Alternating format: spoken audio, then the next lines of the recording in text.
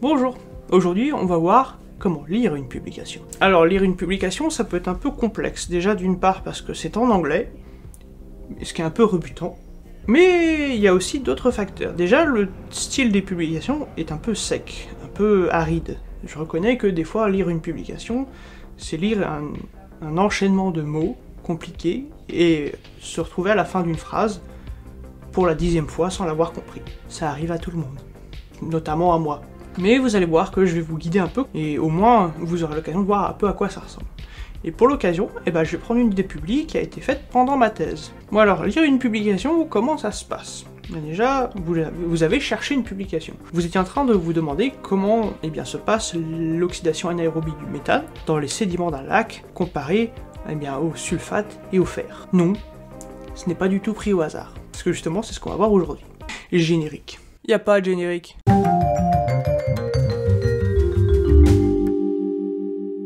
Alors déjà, la chose qui doit vous frapper le plus pendant une publication, c'est son titre. C'est grâce à ce titre que vous allez savoir de quoi ça parle. Alors déjà, ça paraît un peu simplet à expliquer, mais ça a son importance. Notamment, parce qu'il y a de grandes chances que si vous ayez juste tapé, je sais pas, Freshwater Lake Sediment, vous allez tomber sur plein de publications sur les sédiments d'eau douce des lacs. Justement, vous allez peut-être avoir envie de plus d'informations que ça. Donc en premier, vous avez le titre. En dessous de ce titre, là ça devient intéressant, vous avez le nom des différents auteurs qui ont contribué à ce papier. Avec en premier, le premier auteur. C'est le chercheur qui a le plus contribué à cette publication. En général, l'article est le résultat du travail de ce chercheur. C'est lui qui a organisé cet article de recherche, c'est un peu le bébé de ce chercheur. Il y a eu des mois, voire des années de recherche, et c'était son sujet. Ensuite, vous allez avoir les autres auteurs de cet article. Eux ont contribué, moins, mais ont quand même contribué, ils ont travaillé en équipe avec le premier auteur. Donc ça peut être la contribution d'une expérience, ou même l'apport de l'expertise de ce chercheur à ce papier. Et évidemment, ça inclut aussi la relecture de ce papier. Donc il y a tout un tas de petits boulots qui ont été faits durant la conception de cet article, qui font que le chercheur a eu un rôle important dans cet article. Et enfin, en dernier, vous avez l'investigateur principal, PI. C'est bien un PI, c'est plus court. Et justement, le PI, c'est un peu le patron de l'équipe. C'est en général lui qui va justement aider par son expérience les autres chercheurs, les guider, mais aussi donner son avis.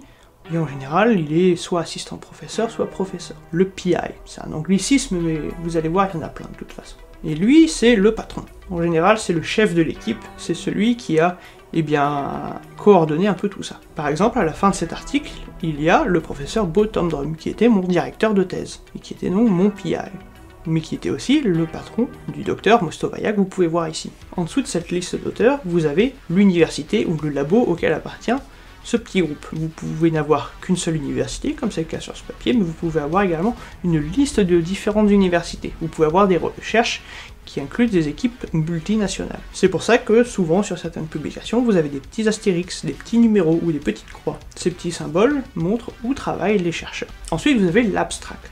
L'abstract, c'est le résumé de la publi. Ça dit grosso modo d'où l'on vient, ça veut dire quelle idée il y avait au début de la publi, les résultats, et plus ou moins ce que ça induit. C'est un résumé très court et ça vous permet de voir si ce papier, il a les informations que vous cherchez ou non. Après cet abstract, vous avez l'intro.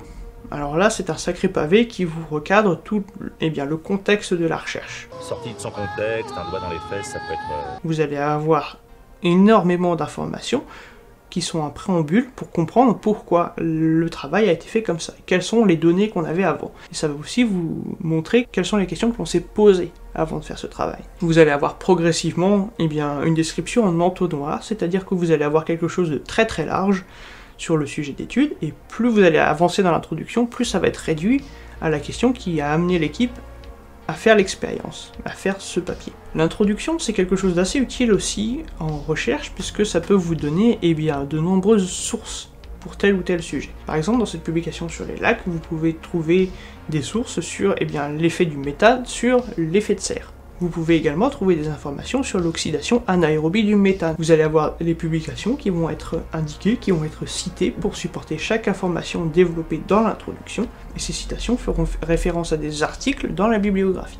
Alors une citation, je vais peut-être devoir détailler ça aussi. Une citation, qu'est-ce que c'est? C'est souvent, alors ça peut être sous deux formes, ça peut être un numéro ou ça peut être le nom du premier auteur, et al, et collaborateur, virgule et la date de publication. Et s'il y a plusieurs publications qui correspondent à la même date, petit a ou petit b. Ça permet aux gens de se repérer plus facilement lors de la lecture d'une publication, et aussi de voir que toute hypothèse est sourcée, parce que c'est important de sourcer ces hypothèses. Ça évite de dire d'énormes conneries. D'énormes conneries en microbiologie, vous en avez entendu beaucoup. Mais alors, beaucoup. Et justement, une citation, ça sert à ça. Ça sert à éviter le beaucoup. Donc là, on a fait le tour de l'intro. Donc on a un peu un cadrage de pourquoi on a fait ça. Et ensuite, vous allez avoir ce qu'on appelle le matériel et méthode.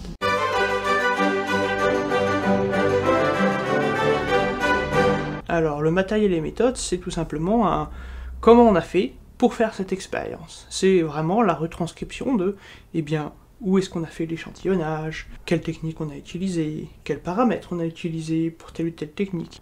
Souvent, on explique un peu pourquoi. C'est ici qu'on va avoir par exemple les recettes pour les PCR ou pour le séquençage. On va voir quelle quantité de tel ou tel produit ont été utilisés pour telle ou telle expérience. Bref, le matériel et méthode, quand vous le lisez, c'est un peu comme une recette de cuisine. J'en fais un tourner, retourner. Vous êtes censé pouvoir le reproduire à l'exact en lisant la publi. Souvent, dépendamment de l'éditeur ou du journal, cette partie vient après la partie résultat. Et justement, c'est la prochaine partie de cette vidéo, la partie résultat.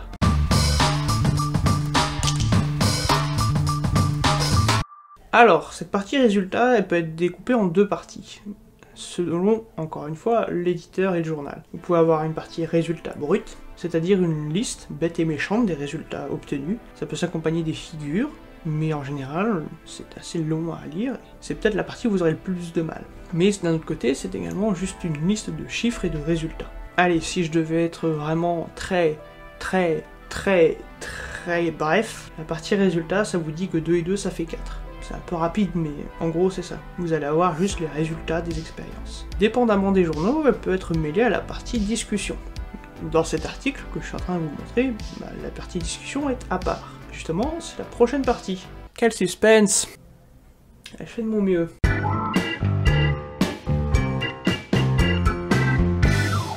La partie discussion a ce petit côté un peu particulier de mêler les résultats à ce qui a été vu en intro. On va confondre nos résultats. On va voir eh bien, s'ils soutiennent telle ou telle théorie, s'ils sont en contradiction avec la littérature. Ça va faire appel eh bien, à l'esprit critique de l'équipe qui a écrit l'article et également aux données scientifiques qui ont été établies avant. C'est également une bonne source de littérature au niveau des citations, parce que là on va non seulement citer des articles que l'on a vus dans l'introduction, mais on va également citer d'autres articles. Ça permet de soutenir nos théories et de soutenir nos résultats. Souvent cette partie de discussion elle est un peu découpée suivant le nombre d'expériences qui ont été faites. Ça peut par exemple prendre en compte, eh bien, si on a fait de la biologie moléculaire avec de l'analyse de sédiments, ça permet un peu de découper segment par segment ce qui a été fait et de le comparer avec la littérature scientifique. En général, après la discussion, il y a là, tout à fait, la conclusion. Bravo, j'espère que c'est ce que vous avez pensé. Ah non, moi j'avais pensé à raclette.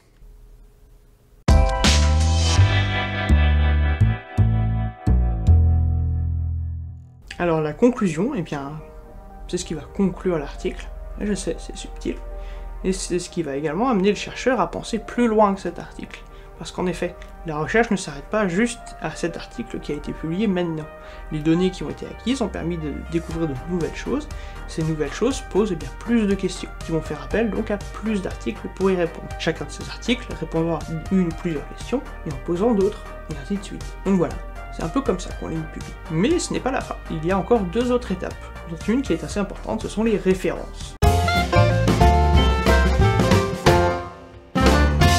Alors les références, eh bien il s'agit de toute la liste bibliographique de tous les articles qui ont été lus, et j'insiste bien là-dessus, lus, et qui font appel justement à leurs données scientifiques pour répondre à des questions ou permettre l'introduction de l'article. En général, ça se présente par le nom de tous les auteurs, la date, le nom de l'article, le journal dans lequel ça a été publié, la page dans le journal, et enfin le DOI. Vous savez, ce petit truc super important qui, si vous l'utilisez bien, vous permet de lire gratos. Et vous avez donc cette longue liste de publications qui vous permet eh bien, non seulement de vous assurer que le travail fait a été bien fait et a été sourcé, Et aussi, eh bien, si vous êtes en quête de publication, de chercher là-dedans.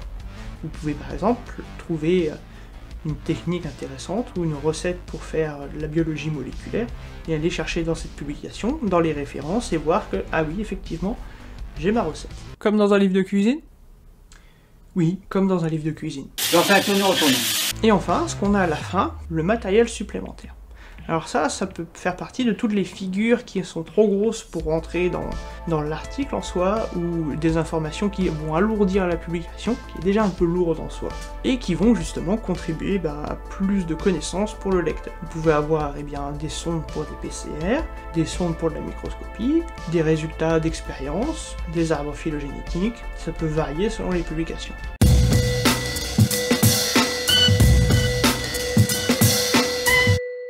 Donc voilà, ça c'était une publication scientifique, et c'était comment la lire. J'espère que ça vous a plu, c'est un travail... Donc je me suis aidé de la publication que j'ai coécrit avec mes superviseurs de thèse, et j'espère que ça vous a plu. Normalement vous devriez trouver le lien de la publication en descriptif, et ça conclut également les 3 petits épisodes sur les publications scientifiques.